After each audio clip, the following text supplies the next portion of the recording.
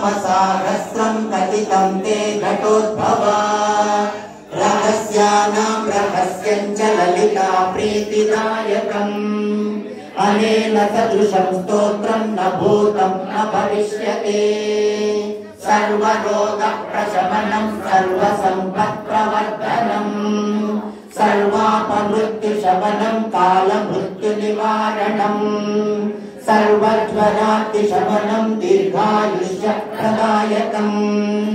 पुत्रप्रथमपुत्राणां पुरुषार्थप्रदायकम्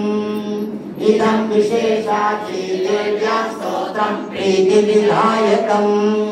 जपे नित्यं प्रयत्नेन ललितोपासि तत्परः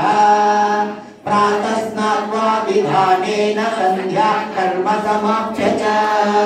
पूजा गृहं ततो गत्वा चक्रराजं समर्चयेत् विद्यां जपे सहस्रं वा त्रिशतं च तमेव सहस्रमिदं पश्चात् पठेन्नरः जन्म मध्ये सदृचापि ये तत्पठते सुधीः तस्य पुण्यफलं वक्षे शृणुत्वं कुम्भसम्भवा गङ्गादि सर्वतीर्थेषु यस्मायाः कोटिजन्मसु कोटिलिङ्गप्रतिष्ठां च यत्कुर्यात् अविमुक्तये कुरुक्षेत्रे तु यो दद्यात् कोटिवारं प्रविग्रहे कोटिसुवर्णभाराणां ज्योतिषु द्विजन्मसु यत्कोटिं भयमेधानामाहरे गाङ्गरोदसे आचार्यो निर्जले मनुभूतले दुर्भिक्षेय प्रतिदिनं कोटिब्राह्मणभोजनम् श्रद्धया परया कुर्यात् सहस्रपरिवत्सरान् तत्पुण्यं कोटिगुणितं लभेत् पुण्यमनुत्तमम् रहस्य नाम सहस्रे नाम्नोऽप्येकस्य कीर्तनात् रहस्य नाम सहस्रनामैकमपि यः पठेत् तस्य पापानि नश्यन्ति महान् कठिनसंशयः नित्यकर्माननुष्ठानानि सिद्धकरणादपि यत्पापं जायते पुंसां तत्सर्वं नश्यति ध्रुवम् बहुनाथविमुक्तेन शृणुत्वं कुम्भसम्भवा अत्रैकनाम्नो या शक्तिः पातकानां निवर्तते तन्निवर्त्यपथं कर्तुं नालं लोका चतुर्दश यस्त्यक्त्वा नाम सहस्रं पापहानिमभिष्यति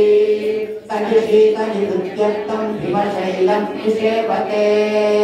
भक्तो यत्कीर्तये नित्यं दिवं नाम सहस्रकम् तस्मै श्रीललिता देवी प्रीता विश्वं प्रयच्छति अकीर्तयन् इदं स्तोत्रं कथं भक्तो भविष्यति नित्यं संकीर्तनाशक्तः कीर्तयेत् पुण्यवासरे संक्रान्तौ विशुभे चैव स्वजन्मकृतये यने नवम्यां वा चतुर्दश्यां चितायां शुक्रवासरे कीर्तयेत् नाम सहस्रं पौर्णमास्यां विशेषतः पौर्णमास्यां चन्द्रबिम्बे ध्यात्वा श्रीललिताम्बिकाम्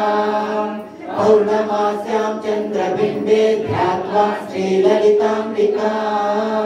पौर्णमास्यां चन्द्रबिम्बे ध्यात्वा श्रीललिताम्बिकाम्